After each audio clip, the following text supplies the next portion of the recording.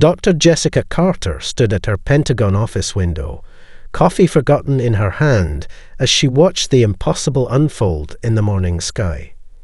Crystal ships, each the size of a small city, descended through the clouds with an elegance that defied their massive bulk.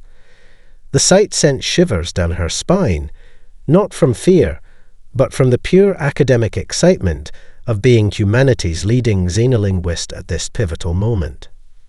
Her office phone buzzed. "Dr. Carter, they're requesting your presence in the war room.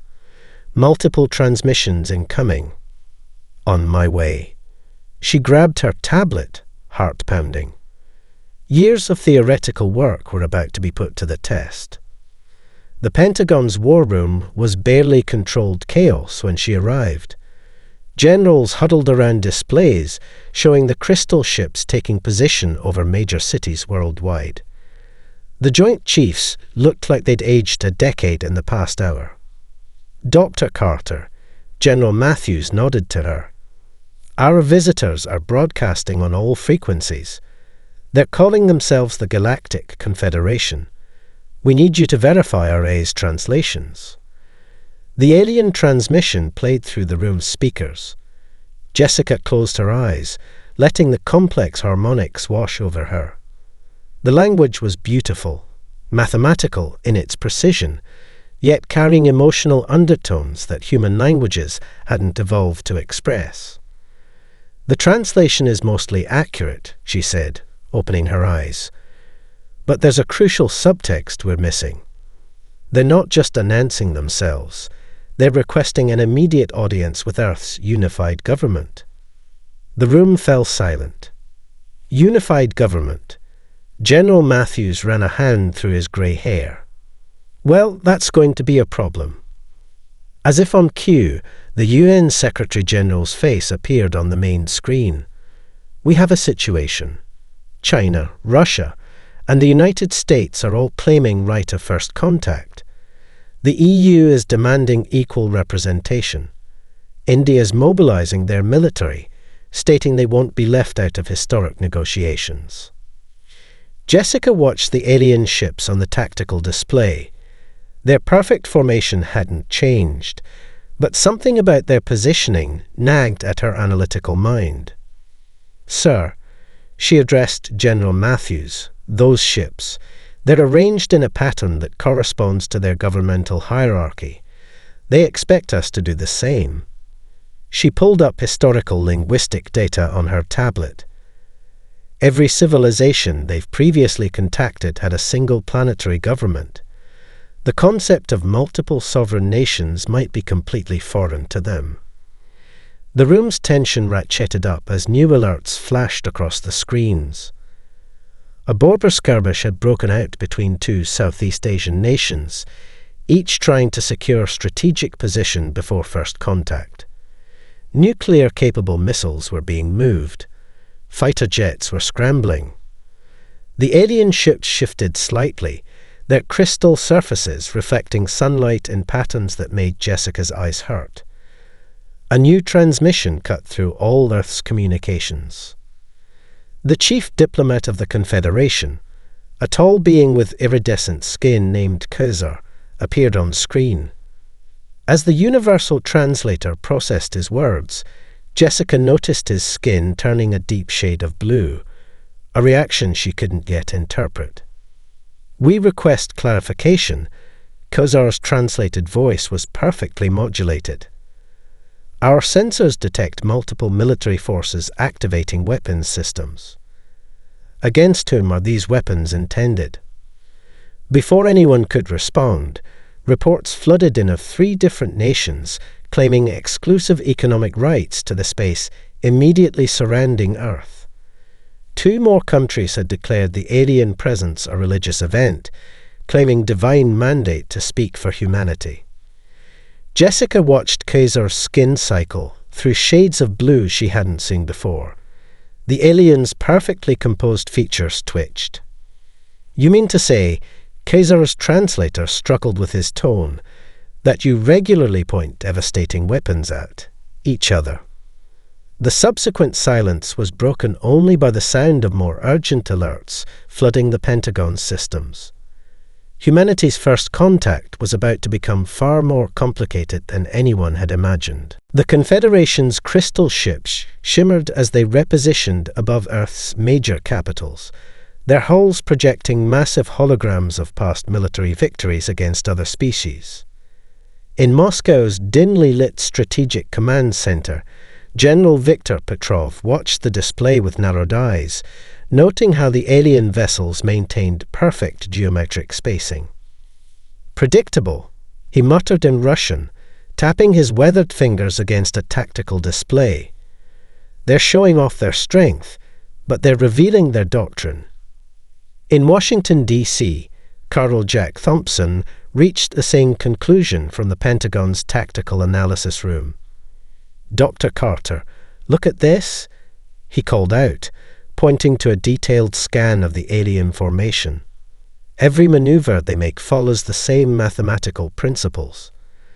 There's no randomization, no tactical flexibility." Jessica leaned over his shoulder, her eyes widening as she analyzed the patterns. "They're not just being methodical, they're incapable of asymmetric thinking.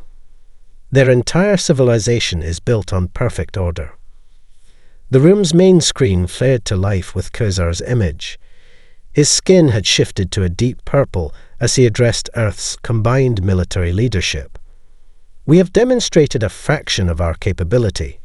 The Confederation requires immediate cessation of all military activities. You will disarm and..." The transmission cut off as proximity alarms blared. In the Sea of Japan, 3 carrier groups from different nations were performing intricate maneuvers, each claiming to be deterring the others, while simultaneously testing the aliens' reaction times. "They're playing chicken," Jessica breathed, watching the vessels edge closer to each other and the alien ships. And the Confederation doesn't even have a concept for that kind of brinkmanship. Colonel Thompson's console lit up with new data.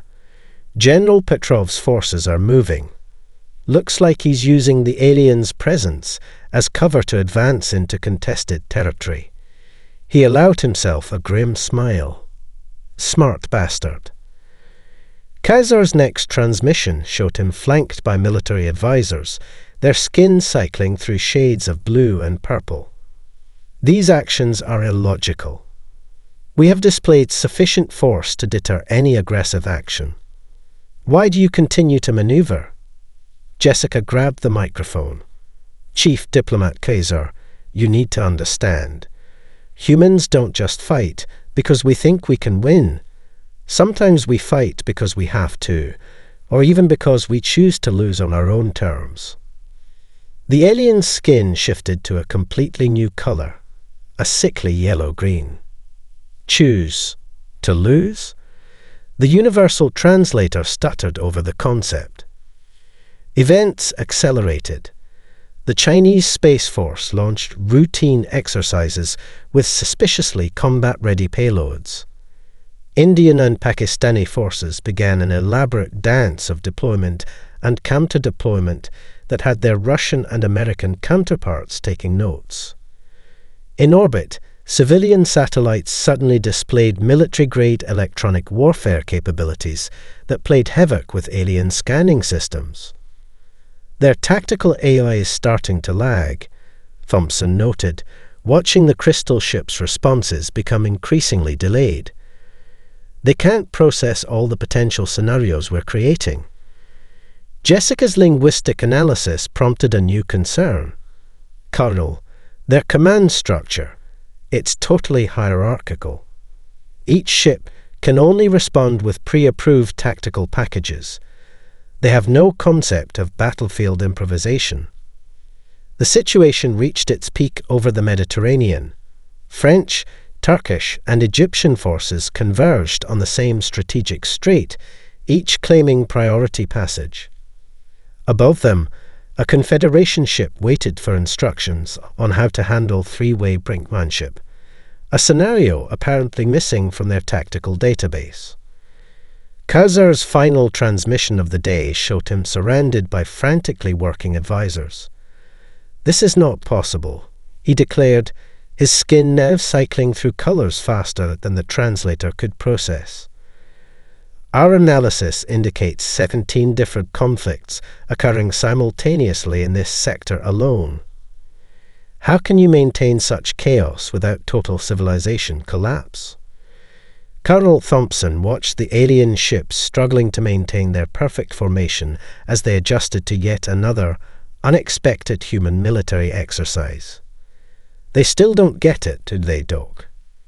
Jessica shook her head, a small smile playing at her lips. "They thought they were coming to impose order on chaos. Instead, they're learning that chaos might be humanity's greatest weapon." Commander Mike "Ghost" Anderson and his SEAL Team 6 lay prone in the Myanmar jungle, watching the Confederation's Walker unit patrol the valley below.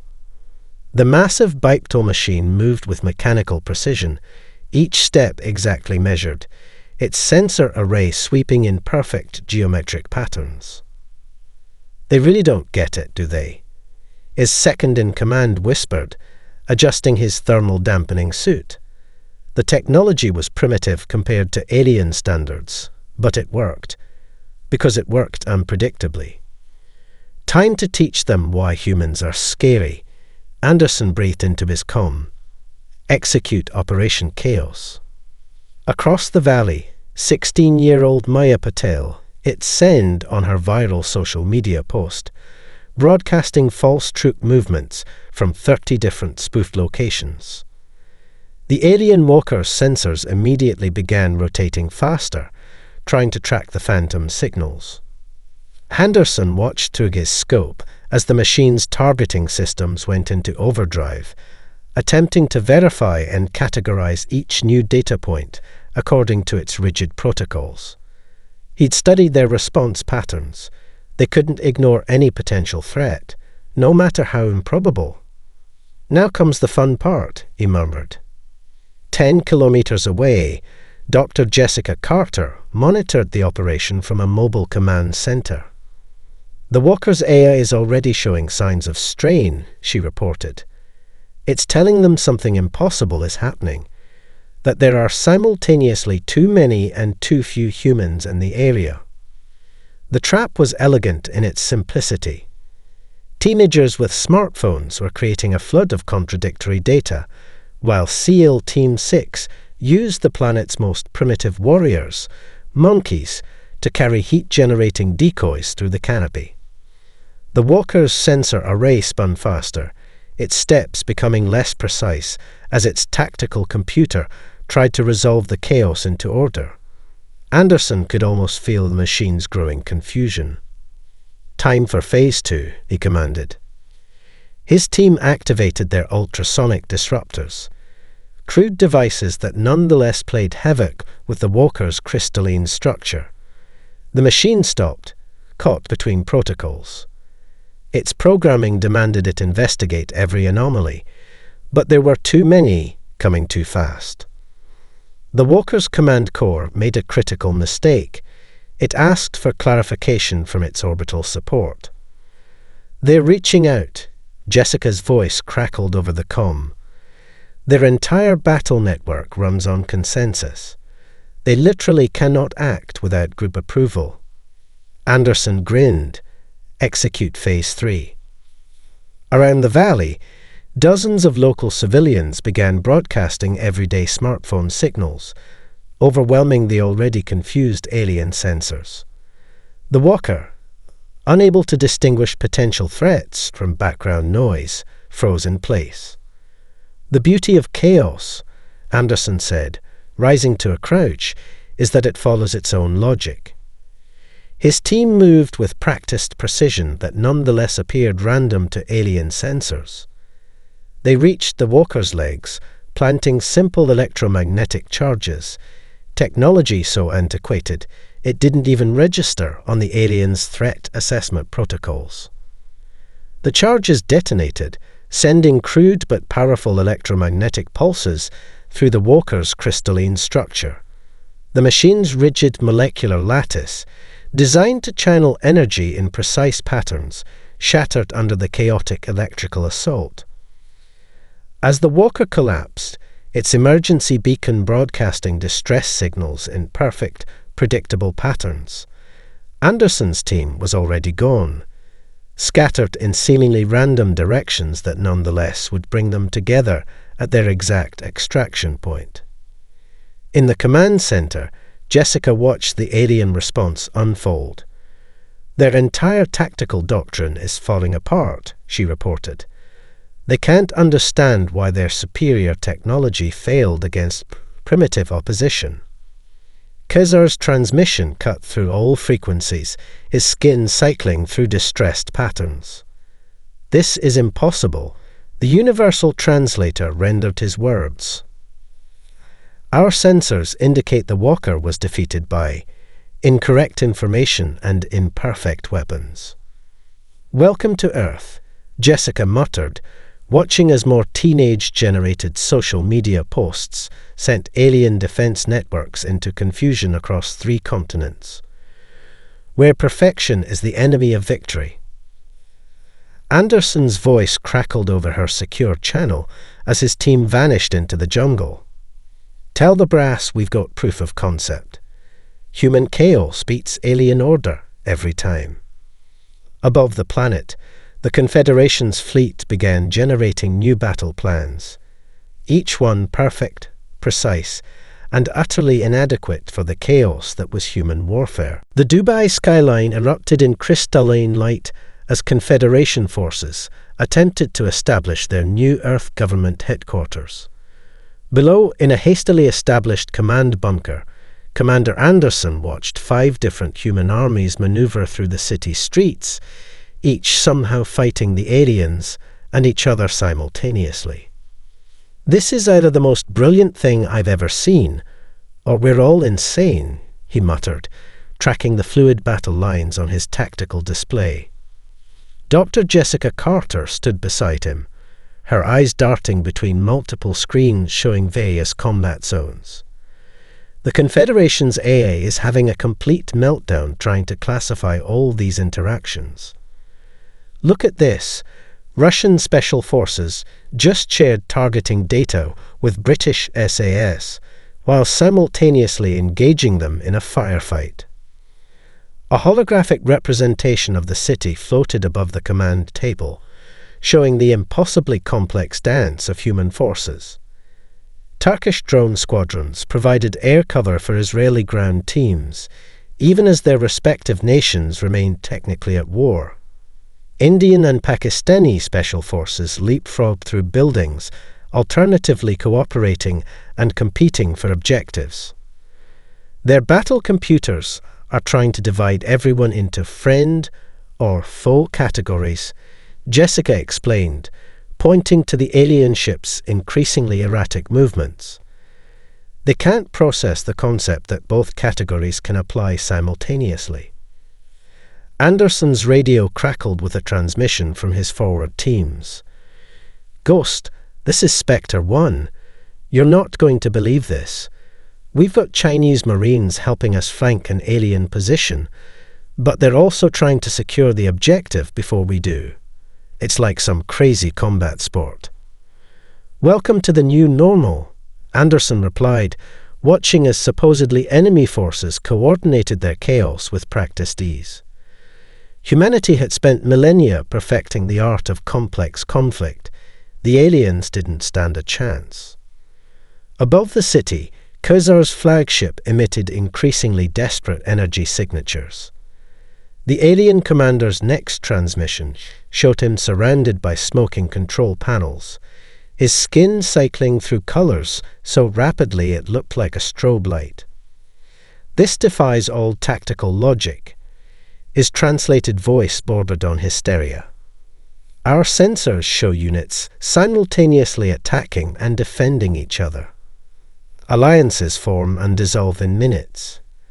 How can you coordinate such madness?" Jessica keyed her microphone. "That's the point, Kezar. We don't coordinate it. We swim in it."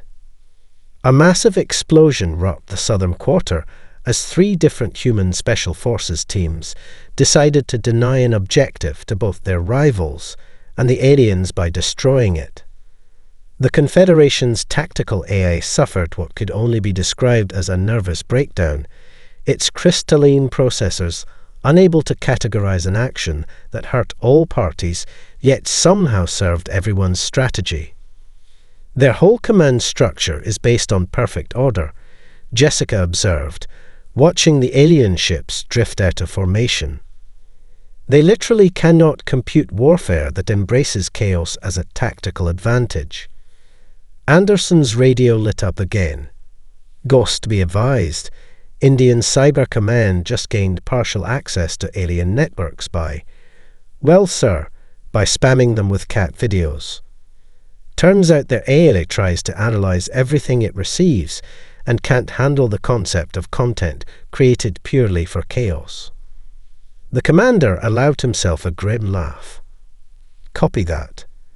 Tell everyone to accelerate the timeline. The aliens are about to. He was cut off by the sound of crystal ships shrieking through the atmosphere. Their perfect formations, shattered as human forces, turned the city into a demonstration of warfare's ultimate evolution. Below, special forces from a dozen nations executed maneuvers that looked like madness, but followed their own chaotic logic. They're withdrawing from low orbit, Jessica announced, studying her displays. Their tactical computers have crashed trying to process too many simultaneous friend or foe calculations. Anderson watched as humanity's organized chaos claimed victory over alien order. Send word to all commands. Operation Beautiful Disaster is a success. Turns out the galaxy wasn't ready for humanity's greatest military innovation. Which is? Jessica asked, though she already knew the answer. Our ability to thrive in chaos, Anderson replied, as Dubai's skyline reflected the retreat of the galaxy's most advanced civilization, defeated by humanity's most primitive trait, their embrace of complex conflict. Commander Anderson stood in the rain-soaked training grounds of an abandoned military base in Germany, watching what might have been the strangest fighting force ever assembled on Earth. A squad of Russian Spetsnaz operators ran combat drills alongside US Navy SEALs, while a group of towering alien warriors, their crystalline armor modified with human camouflage patterns, attempted to mimic their unpredictable movements. Never thought I'd see the day, his executive officer muttered, as a former Confederation warrior named Kexley successfully executed a human-style ambush maneuver. The alien's skin rippled with patches of green and brown, a biological adaptation that had appeared after weeks of exposure to human combat doctrine. Dr. Jessica Carter approached, her tablet displaying complex genetic data. It's not just behavioral mimicry anymore, she said, showing Anderson the results. Their genetic structure is actually changing. Exposure to human warfare is awakening dormant genes for adaptability and individual decision-making. They watched as Kexley made a split-second tactical decision without consulting the group's consensus, something that would have been impossible months ago. Their entire civilization evolved around perfect order, Jessica continued. But the genes for chaos, for creativity and individual action, were always there, just suppressed. Human combat stress is acting like a catalyst, reactivating traits their species buried millennia ago. A commotion drew their attention. A mixed fire team of SEALs, Spetsnaz, and aliens was arguing over tactics.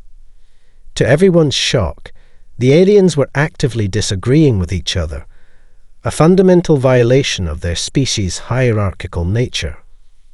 Recommend multiple approach vectors, Kexley insisted, his skin flickering with newfound emotion. Confederation doctrine suboptimal for urban warfare. Human chaos doctrine superior. Anderson's radio crackled. Ghost, this is Watchtower. We're picking up unusual activity in orbit. Multiple Confederation ships are arguing with their command structure. Jessica's eyes widened as she processed the implications. It's spreading through their fleet. The genetic changes, the awakening of individual thought, it's affecting even those who haven't had direct contact with human forces. Like a virus, Anderson mused, watching his alien troops practice human-style irregular warfare. We're not just teaching them to fight like us. We're reminding their species how to think like us. A priority transmission cut through all channels. Kazar's image appeared, his skin showing colors that hadn't been seen in his species for generations. "This is unprecedented," he declared. "Our warriors are exhibiting dangerous signs of individualistic thinking. They question orders. They suggest alternatives." The last word seemed to cause him physical pain.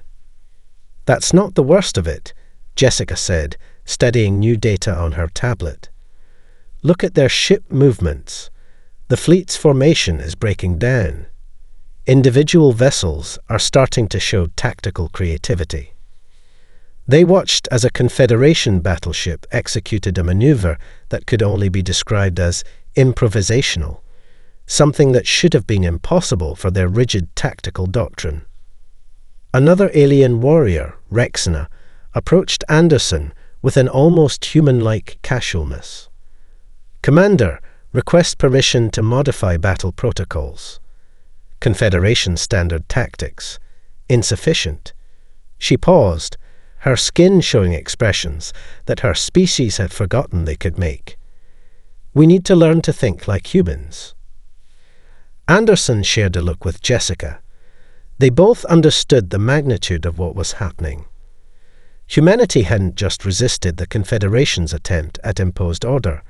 They had inadvertently begun to transform the aliens themselves. "Permission granted," Anderson replied, watching as his hybrid force continued to evolve before his eyes. "Show them why adaptability beats perfection every time." In orbit, more Confederation ships began displaying signs of tactical creativity. The perfect geometric formations that had defined their species for millennia were dissolving into patterns that looked increasingly human. Jessica checked her latest genetic scans and shook her head in amazement. "We didn't just teach them new ways to fight," she realized. "We reminded them who they used to be, before they chose order over chaos." Anderson watched as human and alien warriors trained together, each learning from the other, creating something entirely new. "Maybe that's humanity's real superpower," he suggested.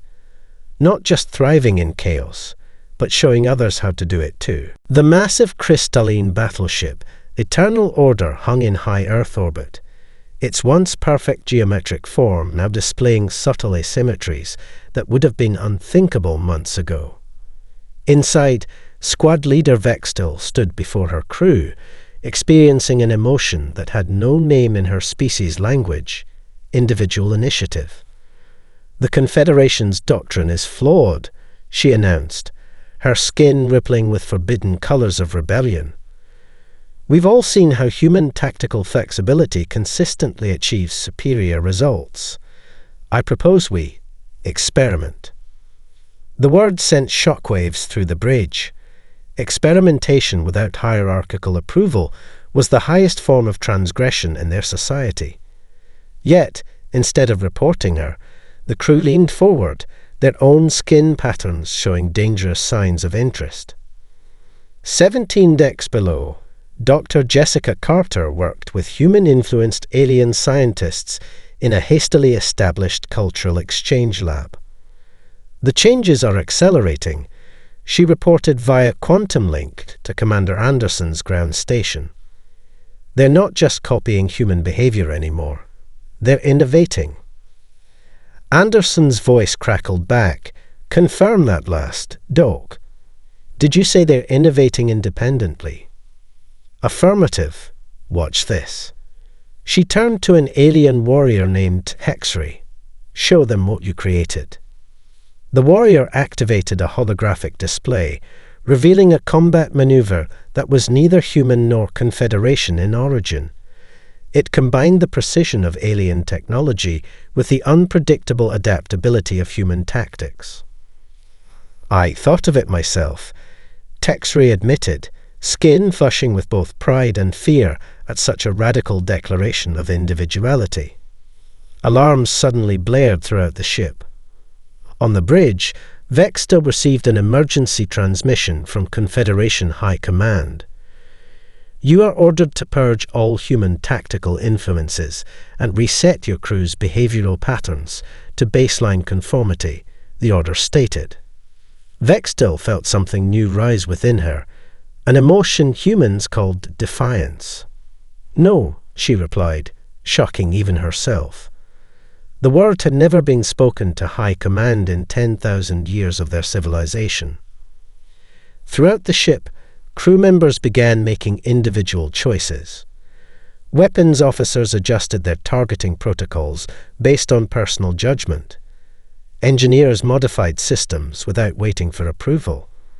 The rigid hierarchy that had defined their species was dissolving in real time. "Ghost, this is Carter." Jessica's voice was urgent. "Something big is happening." The entire crew rejected direct orders from their supreme authority. Anderson, monitoring from the ground, watched as the Eternal Order's perfect crystalline structure began to shift, its very form adapting to its crew's evolutionary awakening.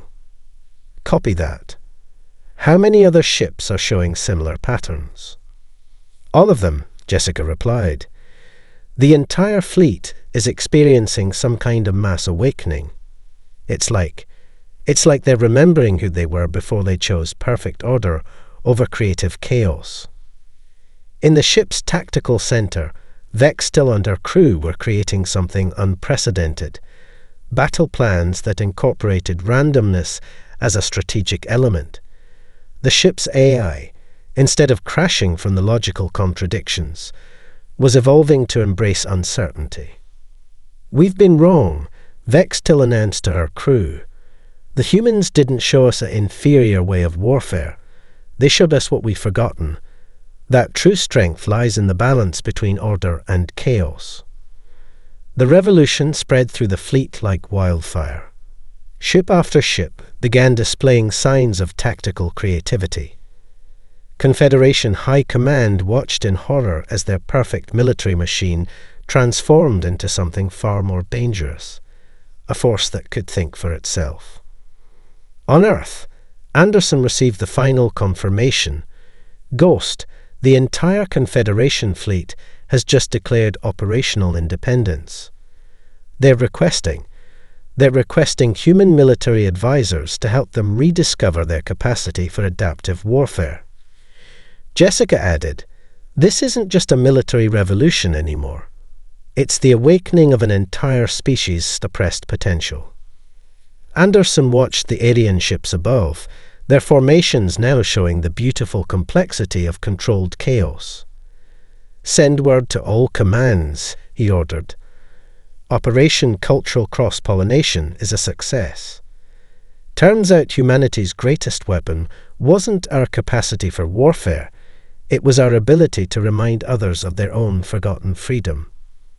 In orbit, the crystalline ships danced in new patterns, each movement a declaration of independence from the tyranny of perfect order. The sunset painted Dubai's crystalline towers in shades of amber and gold as Commander Anderson watched the Confederation's withdrawal unfold, or at least their attempt at withdrawal. The scene before him defied everything he thought he knew about military discipline. "I will not abandon my unit," declared Kexley, the alien warrior standing at rigid attention before a hastily assembled review board. Behind him, his entire squad of human-influenced Confederation troops stood in solidarity, their skin patterns displaying the newly evolved colors of determination. Dr. Jessica Carter, serving as cultural interpreter, leaned close to Anderson. "We're seeing this across all theatres," she whispered. "Nearly 30% of their ground forces are refusing repatriation orders. They're calling it the Great Awakening." Anderson nodded, watching as more alien warriors presented their cases. Each had adapted human-style arguments for staying, strategic value, ongoing training requirements, and the need to maintain tactical cross-pollination, a phrase that would have been meaningless to them months ago. His secure comm buzzed with an urgent transmission. "Ghost, this is Orbital Watch. You need to see this." The holographic display showed Confederation ships performing combat drills. Their movements were stunning, perfect crystalline precision, blended with human-style unpredictability. "Those are the reformed units," Jessica explained, consulting her data. "Ships that have fully integrated human tactical concepts. Their combat effectiveness is off the charts. They're outperforming both traditional Confederation forces and standard human units." The review board's proceedings were interrupted by a priority transmission from Kozar himself. The alien commander's skin showed complex patterns never before seen in their species, evidence of profound internal conflict. "Our civilization faces an unprecedented crisis," Kozar announced, his translator struggling with concepts that hadn't existed in their language until recently. "The modified combat units are proving superior in all scenarios.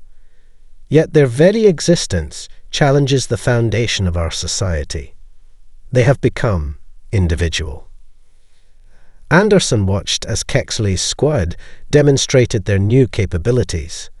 They moved like seals, but with alien precision, each warrior making split-second decisions, while maintaining perfect unit cohesion. It was neither human chaos nor alien order, but something entirely new. "Sir," one of Anderson's lieutenants called out, "we're getting similar reports worldwide. Alien units are requesting formal integration with human military structures. Some are even suggesting permanent Earth postings as combat instructors." Jessica's tablet chimed with new genetic data. "The changes are permanent," she reported. "Even if they return to the Confederation, they can't go back to who they were. Human combat stress has permanently activated dormant genetic traits for creativity and individual action." Kalzar's next transmission showed the toll of command. "We came to impose order on Earth's chaos. Instead, we have been transformed by it. The hybrid unit's performance cannot be ignored. They represent either our species' salvation or its end." Anderson stepped forward to address the review board. "With respect," he said, knowing the translation would carry to all Confederation commands, maybe it's neither. Maybe this is evolution in action. The assembled aliens shifted, their skin patterns showing intense interest. Another recently reawakened trait. "Humanity never achieved perfect order," Anderson continued, "because we never wanted to. We learned to thrive in the balance between chaos and control. Now you're remembering how to do the same." Jessica added data to support his point. Combat effectiveness scores, adaptation rates, tactical innovation metrics. The evidence was undeniable. That corrupted units weren't just matching traditional forces, they were redefining what was possible. Kozar's final transmission of the day carried the weight of history. "The withdrawal is modified," he declared. "Units displaying advanced tactical adaptation will be given the choice to remain as liaison forces. The Confederation must learn from this experience." As the sun set over Dubai, Anderson watched human and alien warriors training together, each learning from the other, creating something unprecedented in galactic history. "We didn't just teach them to fight," he mused to Jessica. "We taught them to choose who they want to be. And they chose freedom she replied, watching as the crystalline ships above performed maneuvers that combined the best of both civilizations, even knowing the chaos that comes with it. 1 year later, the Pentagon's newly established Interstellar Combat Academy buzzed with activity. Commander Anderson stood at the podium, facing the most diverse graduating class in military history. Human Special Forces operators alongside towering Confederation warriors, their crystalline armor now showing individualized modifications. When they first arrived, he began, his voice carrying across the crowded auditorium, the Confederation thought they were coming to impose order on chaos. Instead, they discovered something that changed the galaxy forever. Humanity's greatest strength isn't our technology or our numbers, but our ability to thrive in complexity. Dr. Jessica Carter, now Director of Xenobiological Evolution Studies, sat in the front row, our tablet displaying the latest genetic scans of the alien graduates. The changes had become permanent across their entire species, the capacity for individual thought and tactical creativity now fully awakened in their genetic code. Kozar, wearing the newly created insignia of Confederation Combat Evolution Command, stepped forward to address the assembly. His skin rippled with colors that would have been impossible a year ago, displaying the emotional depth his species had rediscovered. The Confederation spent 10,000 years pursuing perfect order. He declared, his translator now capable of conveying subtle emotional nuances. We thought we had achieved evolutionary perfection. We were wrong. Humanity showed us that true evolution comes from embracing controlled chaos. The graduation ceremony featured demonstrations that would have been unthinkable during first contact. Human-alien hybrid teams performed combat drills that merged Confederation precision with human unpredictability. Each movement was a testament to how far both species had come. "Look at this," Jessica whispered to Anderson, showing him her latest data. "Their genetic adaptation isn't stopping. They're developing new traits we've never seen before, the perfect blend of order and chaos at a biological level." The assembly watched as Kexley, now a senior combat instructor, led a demonstration of the new combat doctrine. His team flowed like water through the training course, each member making independent decisions while maintaining perfect unit coherence. It wasn't human warfare or Confederation tactics. It was something entirely new. "The galaxy has noticed," Kozar continued. "Other civilizations are sending their warriors to Earth. They call this planet the crucible of combat evolution, the place where perfect order learned to dance with creative chaos." Anderson smiled, remembering the early days when they had first discovered that human unpredictability could overcome alien technology. "We never really won that war," he mused to Jessica. "We did something better. We helped them remember who they could be." The ceremony reached its peak as Kozar made an unprecedented announcement. "The Confederation hereby declares Earth to be the primary training ground for all galactic military forces. Here, warriors will learn what humanity has always known. That true strength lies not in imposing order, but in mastering the balance between structure and creativity." As if to emphasize his point, the crystalline ships in orbit performed a display that merged their species' mathematical precision with human-inspired tactical flair. The resulting patterns were beautiful in their complexity. "Today's graduates," Anderson addressed the crowd one final time, "represent more than just a new kind of warrior. They represent the future of both our species.